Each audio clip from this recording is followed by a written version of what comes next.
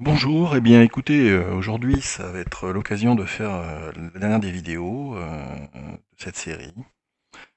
Cette vidéo va concerner l'hypothèse que je favorise ou qui me paraît la plus cohérente et pour laquelle j'ai mis en relation des éléments divers et variés qui vont a priori dans le même sens.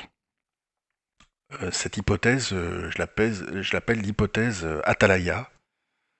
Celle qui correspond, c'est le nom qui correspond au lieu-dit où se situe cette hypothèse. Euh, vous voyez, on est en Espagne et je tiens à vous rappeler que nous avons redéfini où étaient les colonnes d'Hercule dans les précédentes vidéos, donc notamment dans la vidéo numéro 2, si ma mémoire est bonne. Donc je vous conseille de vous y reporter si vous doutez des éléments qui vous sont indiqués ici dans les précédentes vidéos. Donc on va repartir de ça. Donc les colonnes d'Hercule, on se resitue, on, on repart après les colonnes d'Hercule, les différentes hypothèses de Schulten, dans le parc de Dognania, dans la théorie de Peña-Nechocomelli, Asta Regia, les théories de Siria et Peña Basurto, à Jerez de la Frontera, la théorie de Gracia et Bellido, du côté de l'île de San Fernando, et la théorie récente de Hepke, qui les mettrait à Dona Blanca, au sud de la colline de San Cristobal. Donc on voit que ces localisations, c'est toujours au même endroit. Il se trouve que j'ai pas mal regardé les cartes de cette partie, hein, en fin de compte, de cet endroit qui était une île auparavant, hein, comme on a pu le démontrer précédemment, qui est en face île de Cadix, où je rappelle que les cartes que l'on retrouve en Égypte ancienne, mis en évidence et retrouvées par le professeur Diaz Montechano, mettent en évidence un Y ici, avec un canal qui partait de là, une embouchure en fin de compte, avec un temple donc dédié à Hercule, ici. Et il se trouve que il existe par hasard. Alors je vais commencer par ça, c'est pas vraiment ce qui m'a, c'est pas vraiment l'argument fondamental, l'argument massu, mais c'est ce qui est arrivé à la fin et qui a fait vraiment, qui a emporté la décision. Alors, je ne sais pas à quoi c'est dû, mais il se trouve, il se trouve que il y a une ferme de la Atalaya. Alors vous connaissez le fameux os trouvé par professeur Diaz Montechano, fait expertiser, traduit, authentifié par les plus grandes instances euh, paléontologiques d'Europe. Il existe une ferme de la Atalaya dans cet endroit. Alors je ne connais pas du tout le propriétaire, je ne connais pas du tout l'endroit, je ne m'y suis jamais déplacé. Mais vous savez que sur donc, qui avait été trouvé de Altal Tarté, qui indiquerait en fin de compte une correspondance avec la ville d'Atal Atla, vous savez, on inverse souvent une voyelle et une consonne dans le temps, ça arrive souvent dans la pratique d'une langue. Donc, et là en l'occurrence, Atal Tarté, Atalaya, eh bien ça correspond. Alors je ne sais pas si le paysan est féru d'histoire ou d'archéologie, d'antiquité, ou bien s'il est lui-même issu de la ville, il existe une ville du côté de Badajoz qui s'appelle Atalaya. Donc euh, voilà, donc je ne sais pas du tout. En tout cas, il se trouve que cette ferme s'appelle la ferme de la Atalaya, exactement El Cortijo de la Atalaya. El Cortijo de Atalaya. Et qu'en dessous, en plus, alors ce serait quand même fort, le lieu-dit de cet endroit s'appelle la Atalaya. C'est-à-dire la plaine qui est en dessous, le coin. Vous savez, comme en France, il y a des panneaux qui s'appellent le lieu-dit, hein, le vieux bois, le bois des pins, etc., etc. Enfin bon, j'en passe et des meilleurs. Ça peut être des bois, ça peut être des champs, ça peut être tout ce qu'on veut, hein, qui ont des fois des noms qui sont en rapport avec l'histoire, hein, c'est très souvent le cas, hein. Euh, comme le champ des morts, des trucs comme ça, des endroits où il y a eu des batailles, où il y a eu des coins, enfin bon, tout ça c'est très connu. Eh bien, il y a un endroit juste au sud de cette ferme qui s'appelle, le lieu-dit, qui s'appelle l'Atalaya. Et c'est venu à la fin confirmer, enfin, c'est la dernière peine, mais bon, je vais commencer par ça, par l'anecdote. Je vais commencer par l'anecdote plutôt que de commencer par l'argument massu, contrairement à tous les éléments rhétoriques qui s'imposent. Voilà. Alors, je vais commencer aussi par un détail, c'est qu'il existe des grottes et des carrières du côté de la thèse de Epke au niveau du mont San Cristobal, hein, des carrières très très importantes qui vont très profondément. Et je commencerai par citer ceci, en fin de compte, c'est qu'en fin de compte,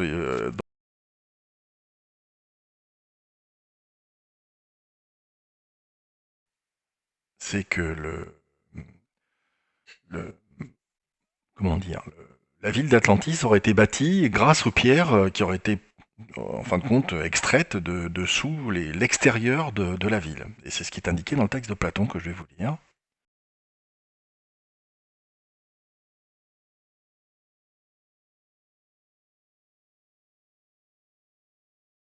Vous voyez qu'ils tirèrent leurs pierres du pourtour de l'île centrale et de dessous les enceintes.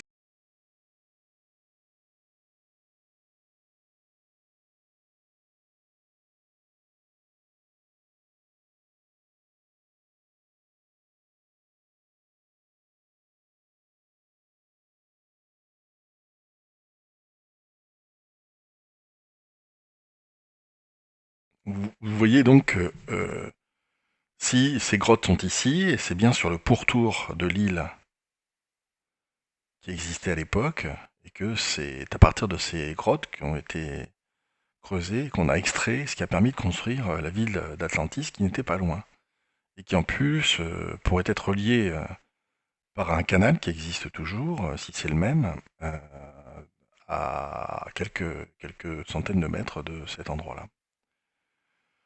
Donc nous allons commencer par reconstituer la côte.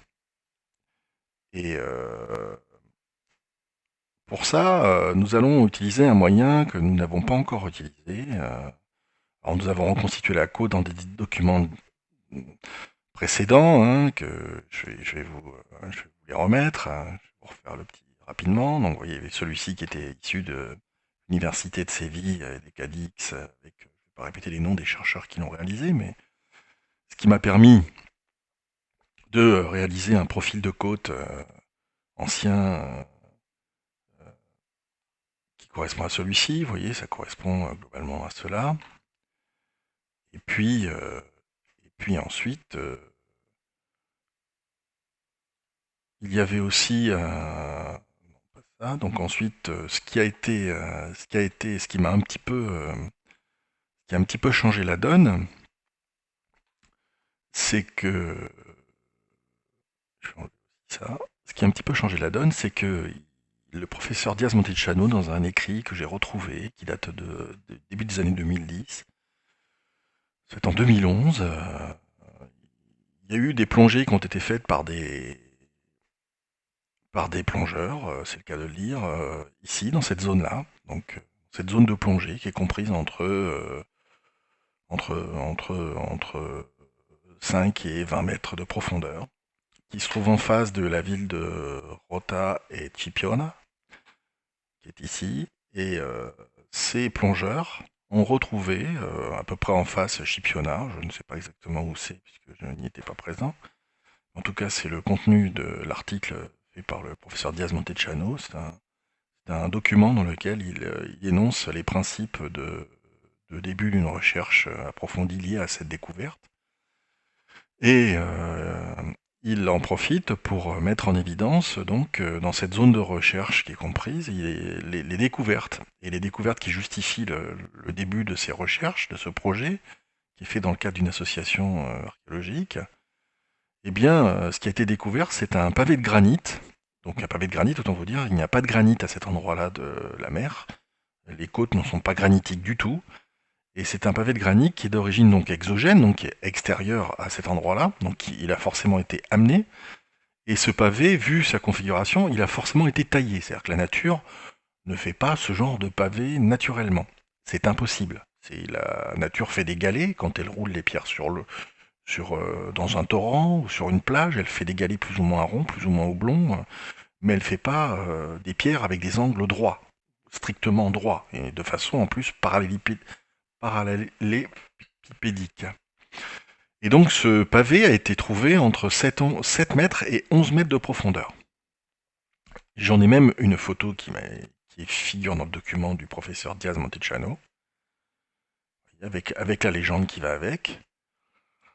Donc vous voyez, ce sont des pavés de granit qui ont été trouvés dans d'une possible muraille. Donc là c'est juste un exemple, mais il y en avait plusieurs, il y en avait plein apparemment, et qui ont été trouvés à peu près à moins 9 mètres de profondeur, à plus ou moins 2 mètres. C'est-à-dire ils ont été trouvés entre 7 et 11 mètres de profondeur. D'accord ? Donc s'ils ont été trouvés entre 7 et 11 mètres de profondeur, vous voyez, regardez les pavés, hein, c'est bien droit, les angles sont parfaits. La nature ne fait pas ce genre de pavé, surtout de façon répétée, hein, apparemment, puisqu'il y en avait plusieurs, et ceci, on voit bien que ça peut être constitutif d'un mur. Or, il se trouve que ces pavés qui ont été retrouvés par les plongeurs, et au sein de plusieurs plongées, qui sont Filomeno Naval et Antonio Lucas, eh bien, à ce niveau, en fin de compte, si on reprend les études faites par Colina Girard du niveau de la mer à ce niveau-là, ça correspond à peu près, donc entre 7 mètres de profondeur et à peu près 11 mètres, vous êtes globalement à entre 6500 et 7500 avant le présent. C'est-à-dire entre 4005 et 5005 avant Jésus-Christ.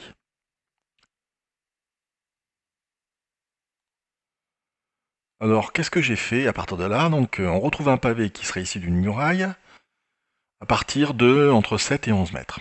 Eh bien, je me suis dit, mais l'Atlantide, je me rappelle le texte de Platon, qui dit que l'Atlantide possédait un mur qui faisait le tour de l'île, qui était à une distance de 50 stades du centre du dernier cercle extérieur de la ville, qui était à 50 stades et qui fermait, qui arrivait jusqu'à l'embouchure du port de la ville. Donc du canal, du fameux canal. Donc qu'est-ce que j'ai fait? J'ai essayé de retrouver si j'ai pris la hauteur la plus haute, donc 7 mètres. Je vais pas prendre 11 mètres, parce que si les pierres sont tombées d'une muraille, elles sont descendues, donc je vais prendre la hauteur la plus haute, puisqu'il dit que ça a été trouvé à partir de moins 9 mètres à plus ou moins 2 mètres de certitude. Donc ça fait un minimum à 7 mètres, donc je vais prendre la hauteur la plus haute où devait se trouver la muraille, et je vais reconstituer la côte. Puisque ça devait être là. Les murs ne font que tomber vers le bas, surtout quand la mer descend. Quand le plancher maritime descend. Donc je vais reconstituer ces 7 mètres, et je vais le reconstituer à peu près partout. Tout le long. Et ça donne ceci. Oui. Donc en fin de compte, à cet endroit-là, ce serait là que serait située la muraille. Le bord, en tout cas, de la côte, puisque normalement, c'est un élément qui aurait dû faire tout le tour de l'île. Et ça peut permettre de reconstituer, en fin de compte, s'il y a une muraille, c'est qu'elle est sur la terre ferme, elle est au bord de l'eau, juste à côté, ou en bordure de plage, pas loin. En tout cas, c'est là que devait être essentiellement, on est sûr que là, il devait y avoir de la côte, et que la côte était à cet endroit-là, dans ces périodes de reculées, et que des gens avaient construit, donc, dans ces périodes-là, donc, il y a 7500 ans, une muraille qui s'est effondrée par la suite, et qui est tombée plus bas. Donc qu'est-ce que ça donne? Eh bien, j'ai reconstitué la côte, et je l'ai reconstituée y compris sur cette partie de la côte, mais aussi sur l'île de Cadix. Et donc, ça donne cela. Donc voilà, la côte reconstituée. Vous voyez, en vert, j'ai comblé la mer par de la terre. J'ai fait le tour, j'ai rouvert un passage pour le Guadalquivir qui devait se jeter quelque part ici. Il y avait peut-être des bras d'ailleurs, il y a des bras du Guadalquivir qui viennent plus par l'intérieur, hein, peut-être à mon avis. Parce que même aujourd'hui, il reste encore des bras qui continuent de rentrer plus vers le sud.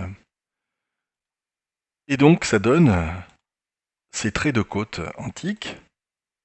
À partir, oui, hein. Donc j'ai pas fait les traits de côte, j'ai pas fait les 7 mètres ici parce que d'abord ça descend pas à 7 mètres puisque ça s'est comblé. Donc on est incapable de dire quel truc. Donc j'ai gardé le trait de côte actuel en le tirant de façon droite ici à partir du dernier point à 7 mètres que j'ai trouvé. Et on retrouve un canal qui est très étroit comme sur les cartes égyptiennes.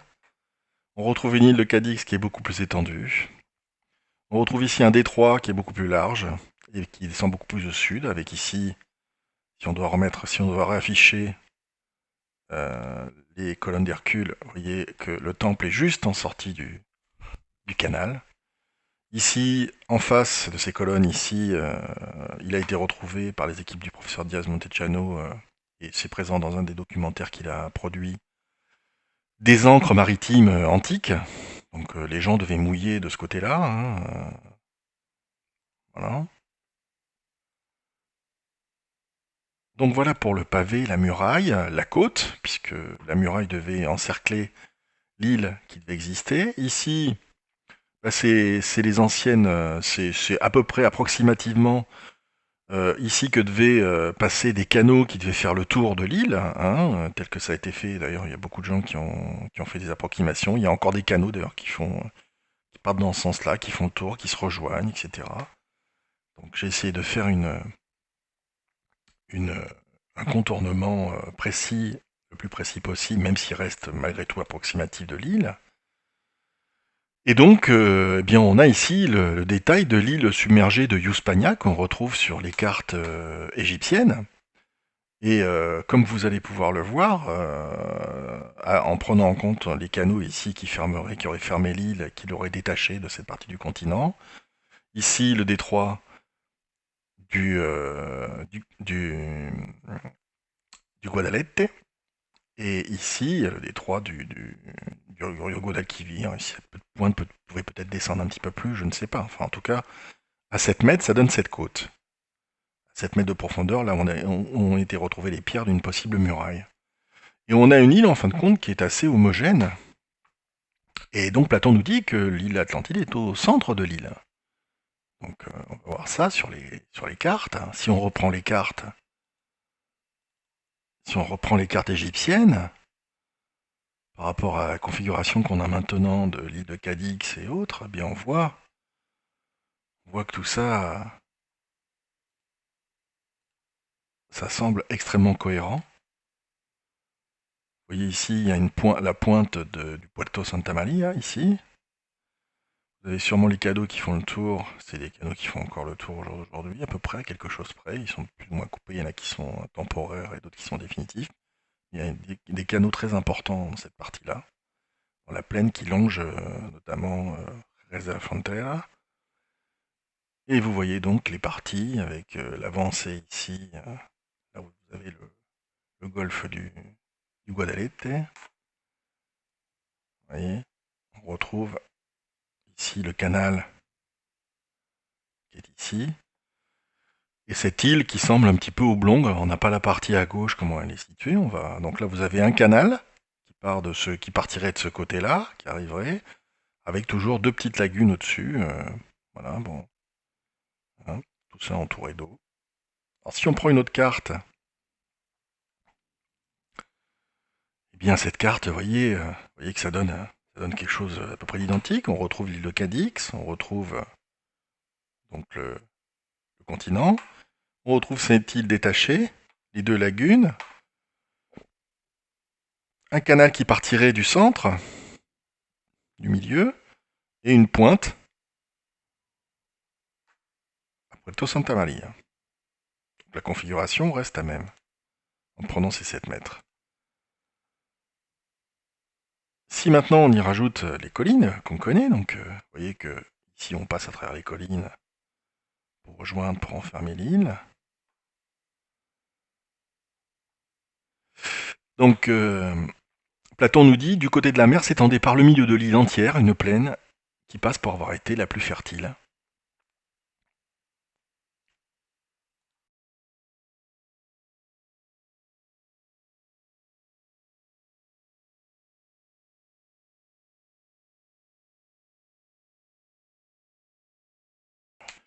Et Platon nous dit que par le centre de cette plaine, au centre de cette plaine, il y avait donc il y avait une,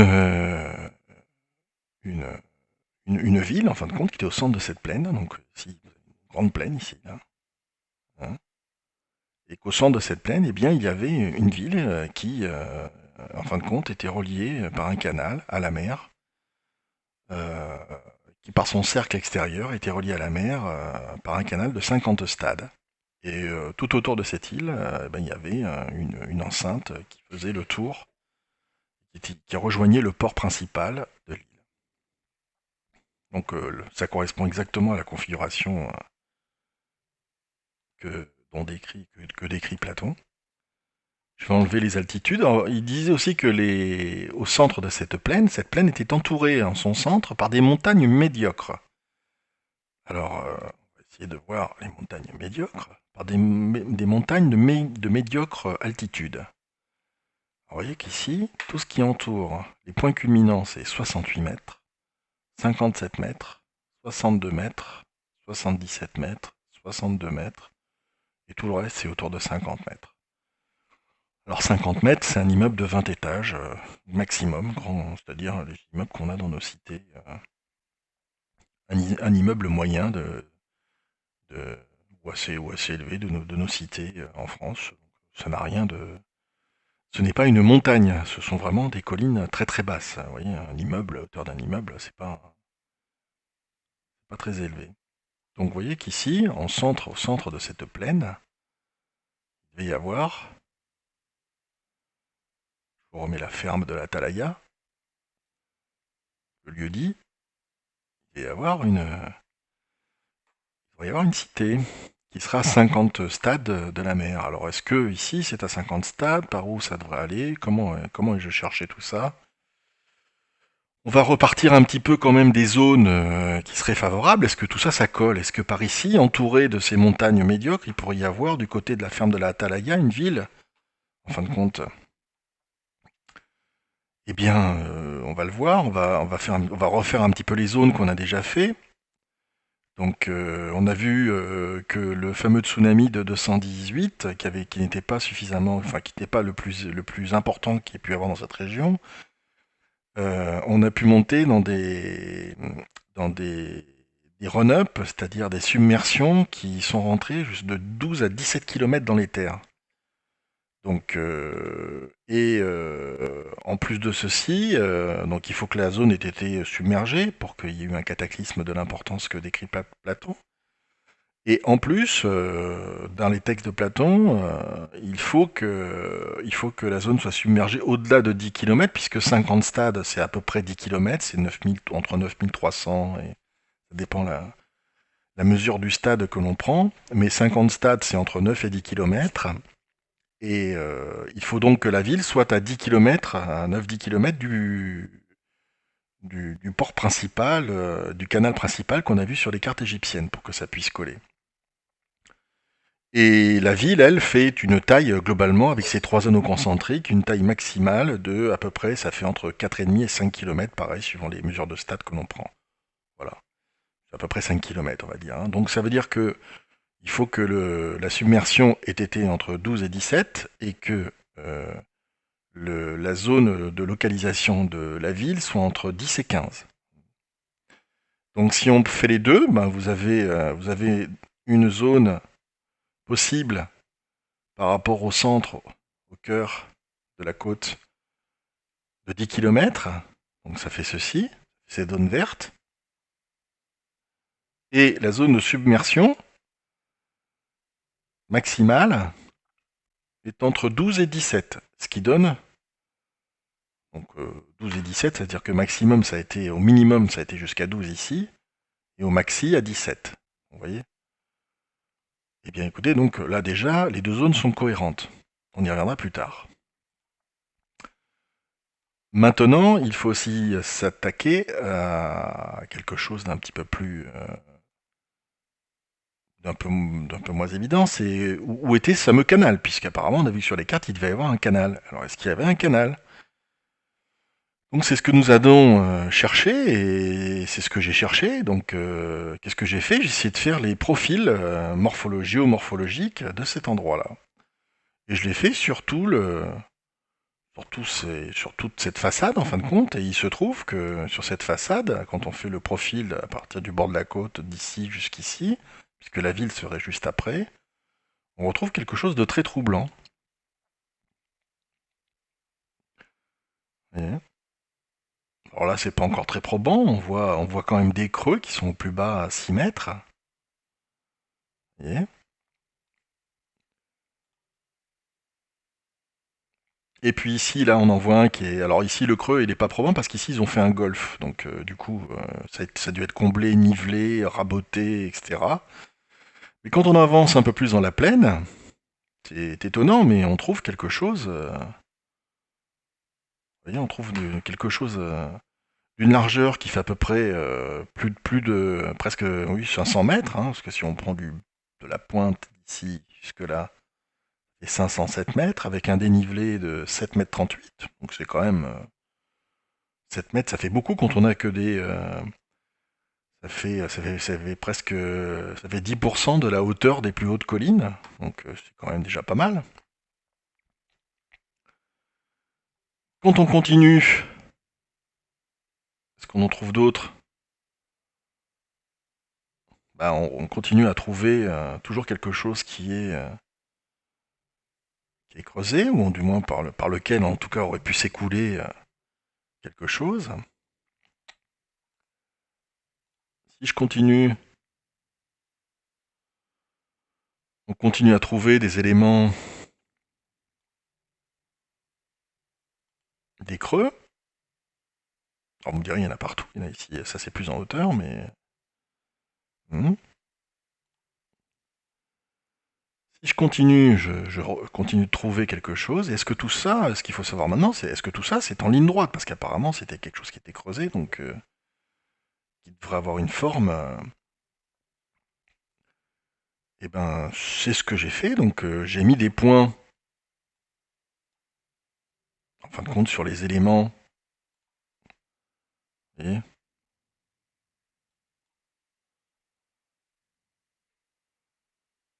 Si vous mettez un point ici, jusque là, vous voyez, on a l'impression que c'est deux rebords, hein, parce qu'ici ça peut être comblé, ici l'emplacement du golfe, donc là. Mais là, il peut y avoir eu quelque chose de beaucoup plus profond, comme on peut le voir, on peut l'imaginer, et ici ça a dû être comblé pour faire le golfe. Donc ici on a deux rebords, on le voit bien, ici ça suit à peu près la même courbe. Là ça monte un peu, tout d'un coup ici ça redescend, donc on peut imaginer un profil comme ceci. Bon là encore, c'est pas vraiment probant, mais bon, je vous ai mis les points des deux côtés. Si on continue, là c'est extrêmement probant. Je vous ai mis le point, en haut et en bas. Et on va continuer encore. Ici, vous voyez bien que si je mets le point, on a bien quelque chose qui est quand même qui est en creux, qui est en dévers. Je continue. Ici, on a une pointe. Tiens, tiens. Si je vais à l'autre pointe, s'il y a eu un tsunami, vous voyez en rouge, hein, ça s'inscrit en rouge. S'il y a eu un tsunami, ça a dû se combler puisque la vague est arrivée par l'ouest. Autant vous dire que ça a dû provoquer le goulet a dû provoquer une augmentation du niveau dans cette partie-là qui a dû être énorme. Hein, comme vous savez, quand vous contraignez de l'eau et vous la restreignez dans un canal qui est un petit peu plus étroit, bah, elle ne fait que de monter en hauteur. Hein. C'est ce qui s'est passé dans les inondations à Vaison-la-Romaine notamment, vous savez, avec le pont, où l'eau est montée de plus d'une dizaine de mètres. Le problème c'était entre 10 et 20. jusqu'à atteindre le pont, alors qu'avant c'était une gorge, quoi. C'était un véritable goulet. Donc c'est sûrement ce qui a dû se passer à cet endroit. Et ça a dû être comblé. Ici, on voit bien que ça monte. Si ça monte, et là, comme par hasard, ça redescend. Donc on peut imaginer quelque chose de plus évasé. On peut continuer plus loin. On retrouve, pareil, là, quelque chose de plus... Vous voyez, hein, on a juste à prendre le creux. Hein, ça correspond. Mais c'est dans un creux, c'est dans un goulet. Hein.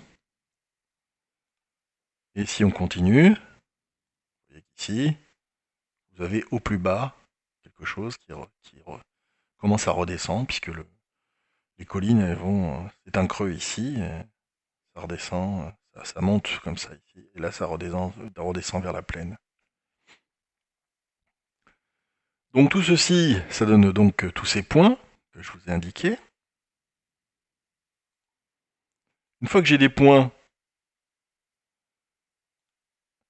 j'ai les fameux traits du canal, et on voit que on peut faire une analogie, en tout cas, sur le tracé du canal qui pouvait être droit. Et donc là, j'ai pris les points les plus bas que l'on trouve sur les dénivelés. Alors, c'est pas tout à fait droit, mais il y en a certains qui le sont. Et si on prend... On retrouve quelque chose qui, à cet endroit-là, si on prend les points les plus bas, est assez dans le prolongement.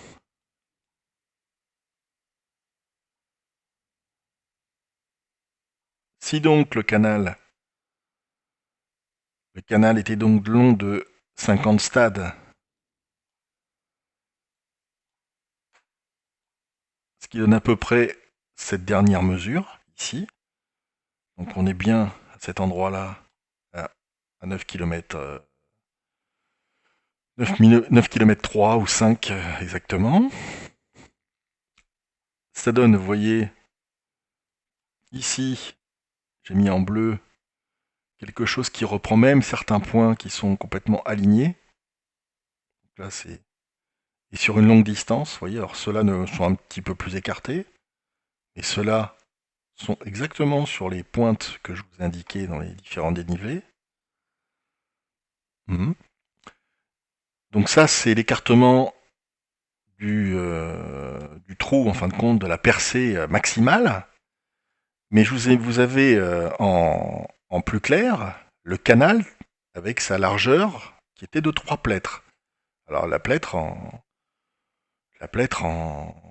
en Grèce, c'est à peu près un peu plus de 30 mètres. Donc ce qui fait que le canal devait faire à peu près 100 mètres. Donc ça donne cette taille,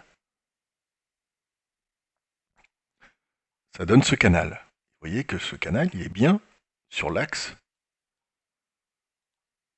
que je vous ai indiqué, et parfois, il est même exactement à l'endroit le plus étroit, le plus profond qu'on a pu trouver sur le profil géomorphologique, les profils géomorphologiques que je vous indiquais. Et si on le prolonge jusqu'à la mer, jusqu'à l'endroit de l'enceinte, vous voyez, il y avait un port assez large. Vous voyez qu'on commence déjà à retrouver le dessin des Égyptiens, qui mettaient un canal rectiligne. Donc les 10 km sont à peu près jusqu'ici. Et à partir des 10 km, partait une tranchée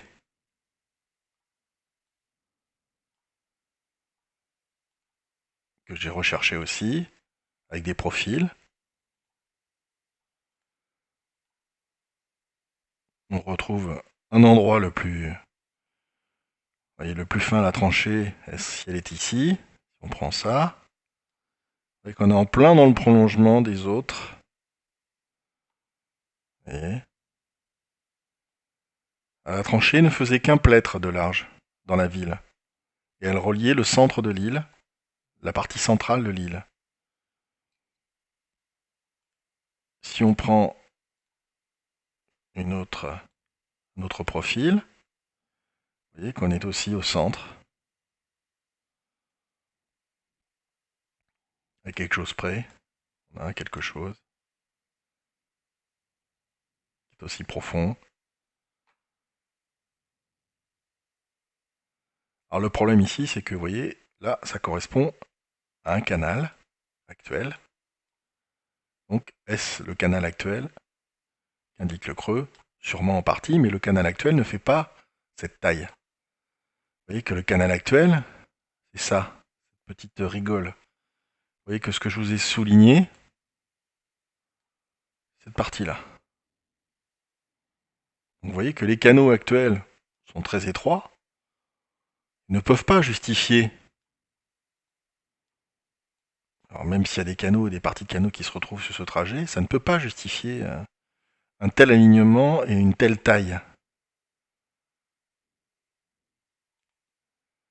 Et quand on va après les 10 km, après les 15 km, les 10 donc de canal principal et les 5 de ville, si je vais après cette surface, si j'ai regardé si on retrouvait le même profil, on ne retrouve pas le même profil. On retrouve un profil qui est beaucoup plus en plaine. Il y a un canal d'ailleurs qui se trouve au fond, vous voyez, qui passe. On le retrouve ici au plus bas. Quelque chose qui est très très étendu. Mais on ne retrouve pas les profils qu'on a pu avoir ici.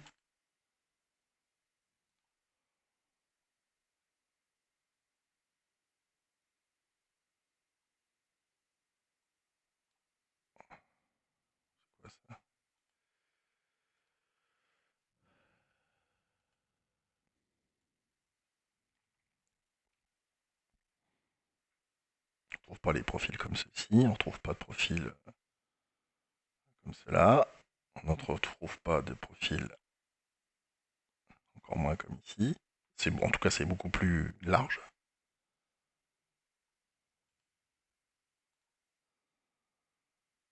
Et encore moins comme celui-là, qui est moins étendu.